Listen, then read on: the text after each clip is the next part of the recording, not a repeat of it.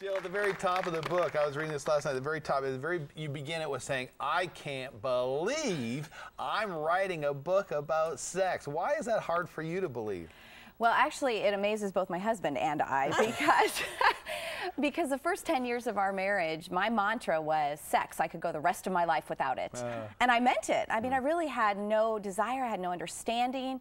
I had no value for that part of our marriage relationship. And so to come now 20 years into our marriage and to have written a book on sex means a lot has changed in our family. Especially the last 10 years, huh? And you point out that your marriage needed a makeover. You really talked about that there was a low point in your marriage where you said, you know what, we've got to be doing things differently. This is not the marriage that I thought that I really wanted. You know, Mark and I do marriage seminars now, and when we introduce ourselves, what we usually say is, we're Mark and Jill Savage. We've been married 19 years, 9 of them happily. And, you know, I wish that that wasn't the truth, but it is, because our first 10 years were very, very difficult. We both brought a lot of baggage into our marriage. And we really, what it boiled down to is we didn't know how to be married. We really didn't know how to be a godly husband, a godly wife. And so we set a time aside in our marriage. I mean, we got to really rock bottom, where we were saying, is this thing even worth hanging on to? And yet we said, boy, if God created it, there's got to be a way to do this, and we obviously don't know what it is. And so we set ourselves to learn more about it. We sought counseling. We began to attend marriage retreats. We began to read everything we had our hands, you know, we could get our hands on, and we really began to do a makeover, and had to be willing to make changes individually to begin to see a change in our marriage, but it began to turn around. You know, Jill, there are many who have probably arrived at the very same intersection that you arrived at by saying, is this marriage what I want it to be? And the answer is no. But many simply stay the course, and they just say, well, I guess I either married wrong, or we don't have the right ingredients, and they just endure another 10, 15, 20 more years. I mean, we have to applaud you for saying, this is not the marriage I want, but I'm going to go about making it what I want it to be. Well, and part of that, in fact, Mark and I talk, when we teach on marriage, we talk about the importance of doing a new internship. And when you do when you're in an internship, that's where, in fact, the home you grow up in, the home that you grew up in is where you did your internship in marriage. And it may have given you some wonderful tools for marriage, but there may have been areas that it lacked in. And so I know for ourselves, we had to do a new internship in conflict resolution because it was ripping us apart. I'd grown up in a family where conflict was brushed aside, put under the rug. He grew up in a family where conflict was handled with rage. We were at opposite ends of the spectrum. Neither one were healthy.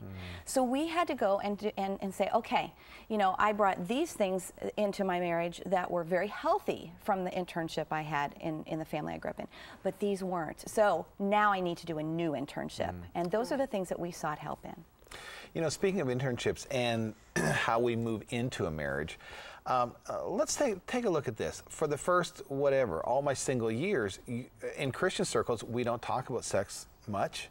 And in Christian circles, certainly the brake is on and so on. But then all of a sudden, after you say I do, all of a sudden the gas pedal's on, and we're supposed to have this vibrant, intimate relationship. So we've gone from 0 to 60 in one I do. How does that work? No wonder we have problems. Exactly.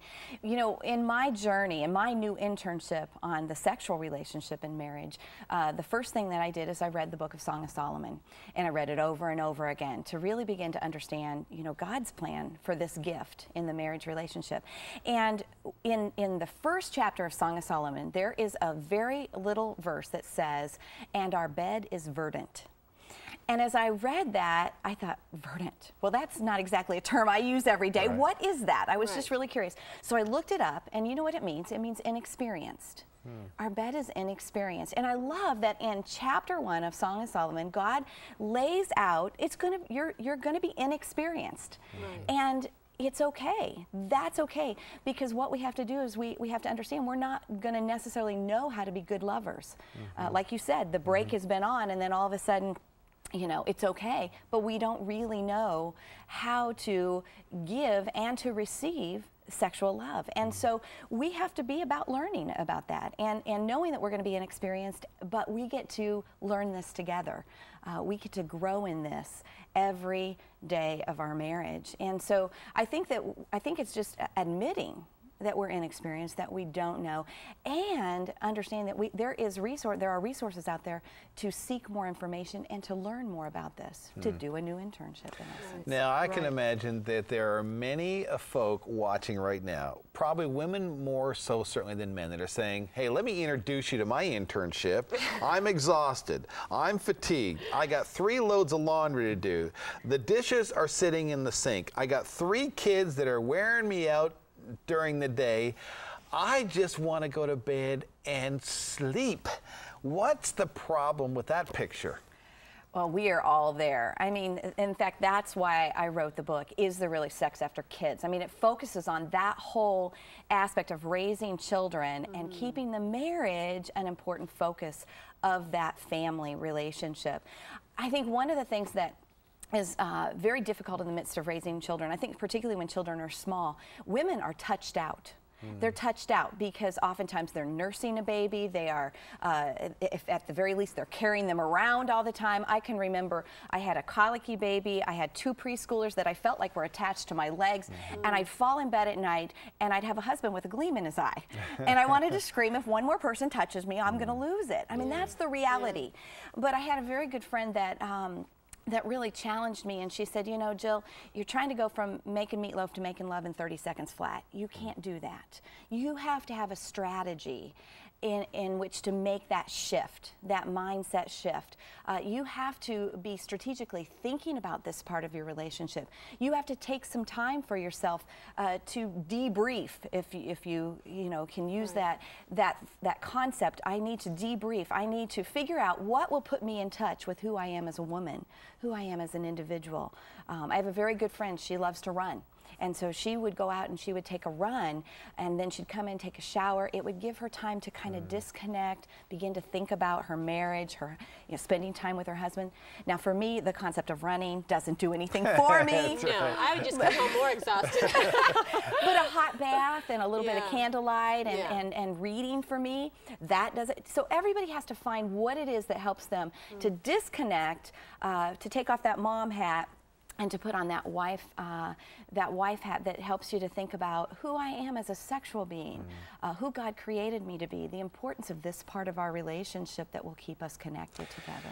You know, Jill, Jenny and I have talked about this, about choosing marriage over minors, and that's just basically not saying that it's either or, but saying that we have priorities in life, and that our priorities ought to be towards the one I said I do to, and that we need to make sure that we are valuing our role as spouse, in addition to valuing our role as parent. You mentioned that term about moving from being wife, or from being mom to wife. How difficult is that for the average woman? Oh, extremely difficult. But it is a concept. I truly believe once I understood that, that's when our marriage began to turn around. We actually had a very unique experience. My husband was given a trip to Rome, Italy for 10 days, for 2. And this couple that gave it to us was so excited that we were going to be able to accompany them on this all-expense paid trip. And when Mark brought that opportunity home to me, my first response was, I'm not willing to go. I'm not willing to be that far away from my children on the other side of the world, to be gone for 10 days. I'm not willing, because I was putting my children before my marriage. But God really used that opportunity to teach me that I needed to turn that around, that our family was out of balance, that we were child-centered and we needed to be marriage-centered. And when we did that, we were able to give our children the stability that we really wanted to give them. Because when a child knows that mom and dad love each other and take time for each other, then that gives them the foundation that they need for their security and to feel good about who they are. You know, Jill, in the book, you talk about that there are intimacy inhibitors and that there are intimacy enhancers. Now, the book is filled with both, and we don't have time to cover all of them, but give us a couple of ideas of examples of either. Well, intimacy inhibitors, let me give you just 2 real quick. One is media. The perception that of sex and the sexual relationship that is given on TV, on radio, and and even the romance novels that we might pick up and read. And we have to first be able to identify the lies and the truth, because we're being fed lies all the time. Even when you watch a movie and it's got some sort of a romantic scene in it, what happens is we begin to compare our very real life to something that is not real on the big screen. And that becomes very dangerous, because we become dissatisfied with our very real husband or our very real wife. And so that is an intimacy inhibitor. If we're not discerning about what we watch, and even if we do watch it, if we're not careful about discerning, you know what, that's a lie, that's a misperception, and I'm not going to go there. So I think that is an intimacy inhibitor that really often gets in the way of what we do. Another one is the home that we grew up in. And our parental instruction about sex. If sex wasn't talked about in the home that you grew up in, then whether you realize it or not, you often associate it with shame. And it's something that's shameful. If sex was talked about where it was actually a very liberal view of the sexual relationship, maybe you had the perception that sex outside of marriage was okay. And so you have to, that's going to inhibit your understanding of the importance of this in the marriage relationship. Wow. As far as an intimacy builder, I think one, you know, I've got many in the book, I think one of the most important ones is dating. I think we really have a misunderstanding of the concept of dating. We believe dating happens before we get married. And dating needs to happen after we get married. We need to have daily dates. My husband and I have a daily date every day where we sit out on the porch swing, and it's just 15 minutes. It's 15 minutes where we say to our kids, this is mom and dad time. Unless there is blood or death involved, you may not interrupt us. This is important for us to connect. Weekly or bi-weekly dates where we get a sitter and we say, this is our time that we're going to just spend time together. We're going to communicate without interruption. And then annual getaways. Maybe it's just a night at a bed and breakfast. Maybe it's a you know, 2 or 3 days away. Maybe it's a whole week's vacation that's just the two of you. You know, that is, I think, key to keeping the connection in the relationship, to keeping that marriage first place. And what happens outside the bedroom is going to affect what happens inside the bedroom, because when we feel valued and intimate outside the bedroom, then we're going to be much more open to intimacy inside the bedroom.